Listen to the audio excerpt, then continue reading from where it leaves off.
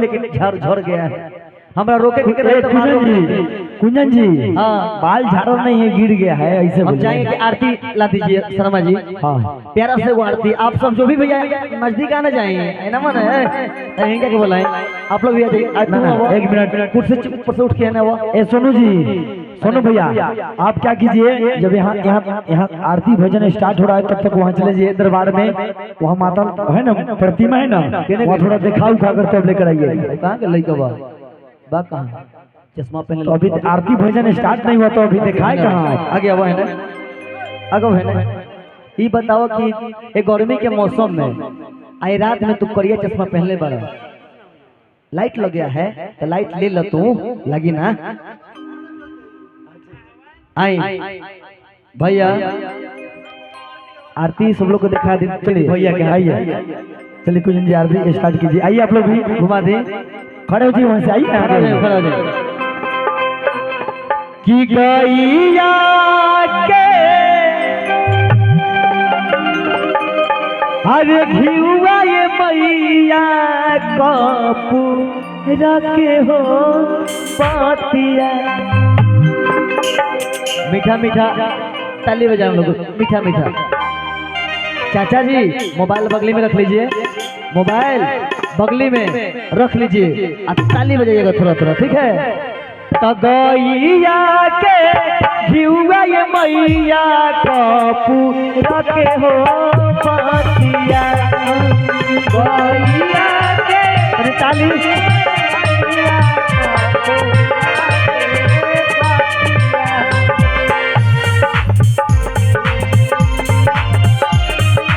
कपूर के हो पातिया।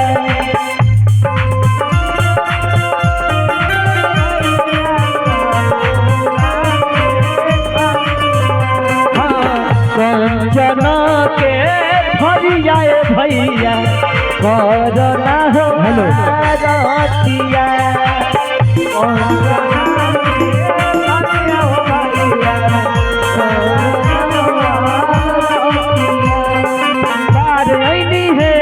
जगदम्बा घर में दियारा, बार आईनी है जगदम्बा घर में दियारा।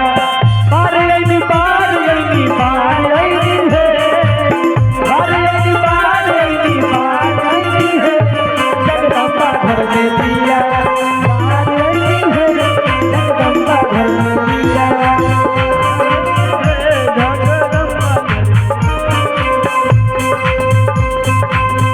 भोले बाबा के आरती भैया माई के आरतिया।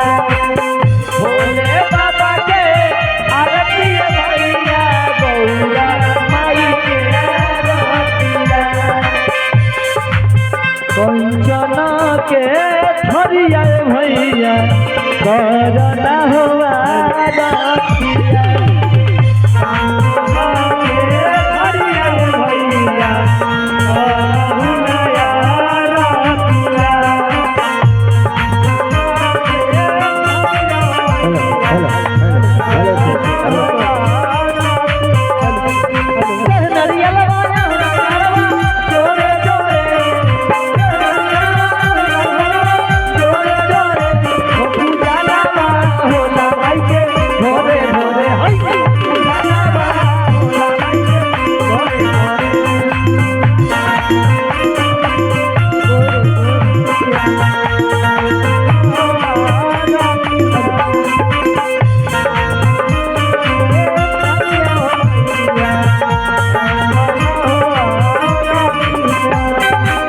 गणपति जी के आरती भैया लक्ष्मी माई के आरतिया।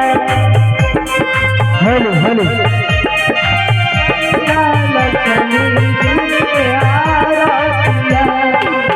बजरंग बली जी के आरती भैया लक्ष्मी माई के आरतिया।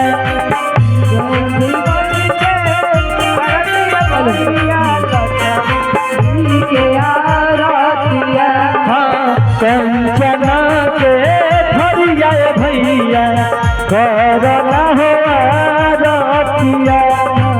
कंचना के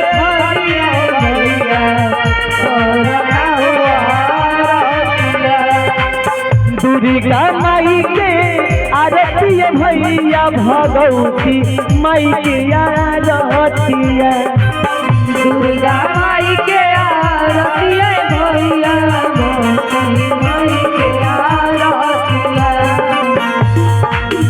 राधा माई के आरती भैया बांसुरी वाला के आरतिया राधा माई के आरतिया भैया बांसुरी वाला के आरतिया कंचना के हरिया भैया करना हो आरतिया कंचना के हरिया भैया करना हो आरतिया खिलावन बाबा के आरती भैया बरहम बाबा के आरतिया रावण बाबा के आरतिया भैया बरहम बाबा के आरतिया माता पिता के आरती भैया सकल समाज के आरतिया